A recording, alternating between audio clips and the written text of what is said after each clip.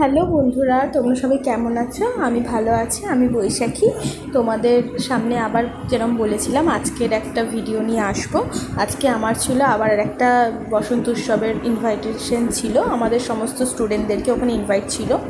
তো ওখানে যারা যারা প্রোগ্রাম করেছে তাদের সাথে কিছু ছবি ক্লিক করে নিয়েছিলাম। প্রথমে গিয়ে এই যে এটা হচ্ছে বড়দের টিম ছিল, আর ছোটদের টিমের যা ছোটো ছোটো খুদেগুলো ছিল তারা র্যালিতে আজকে ডান্স করেছে।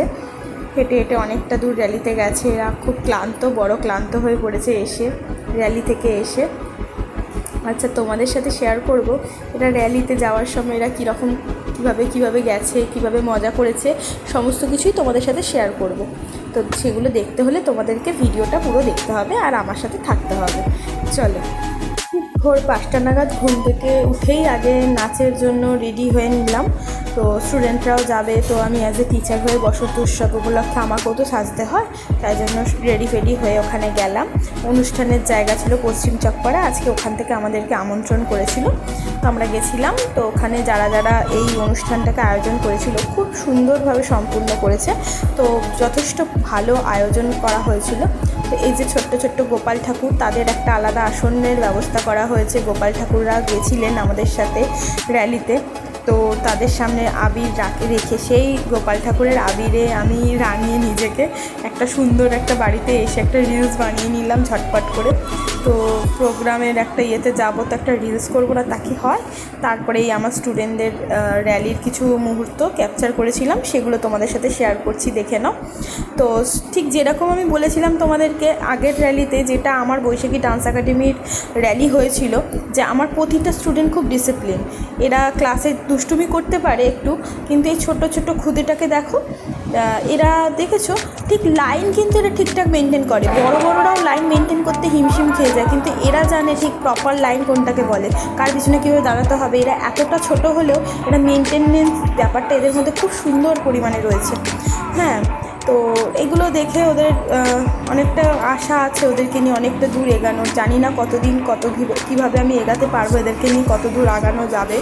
তো চেষ্টা করব, আমি সারা জীবন ওদের পাশে থাকার চেষ্টা করব, সারা জীবন। এবার কতজন কীভাবে আমার হাতটা ধরে থাকবে সেটা আমি বলতে পারছি না, তবে আমি আমার চেষ্টা চালিয়ে যাব ওদের হাতটা ধরে রাখার জন্য। তো তারপরে কিছু ছবি তুলে নিলাম। তো এই যে ছোট্ট খুদেটা দেখলে, এরপরে বিকেলের নাচের পারফরমেন্স হলো। বিকেলবেলা নাচের পারফরমেন্সের জন্য এই বড়রা রেডি হয়েছিল, ফোক বিহু ডান্স হয়েছিল কিছু। তো সেগুলোর ওরা ক্যাদদারি মেরে কটা ছবি তুলেছে। এত ছবি তোলার ওরা ওস্তাদ যে রাস্তা দিয়ে লোকজন কাউকে মানছে না, রীতিমতো ওরা তাদেরকে দাঁড় করিয়ে দিয়ে ছবি তুলতে এরা ব্যস্ত।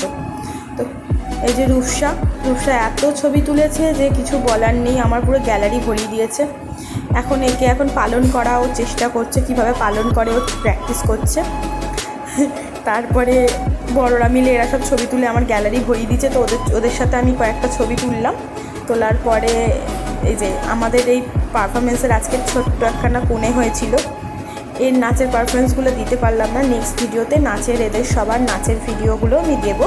তোমরা সাথে থেকো আর তোমরা ছবিগুলো দেখো, এনজয় করো, ব্যাস। চলো, আজকের মতন প্রোগ্রামটা সম্পূর্ণ হয়ে গেল। তারপরে বেরাবো হচ্ছে আমরা ঘুরতে। তো কোথায় যাব এখন বলবো না, তো সেটাও রইলো তোমাদের জন্য সারপ্রাইজ। যখন যাব তখন আবার সেগুলোরও ভিডিও ব্লগ তোমাদের সাথে শেয়ার করব।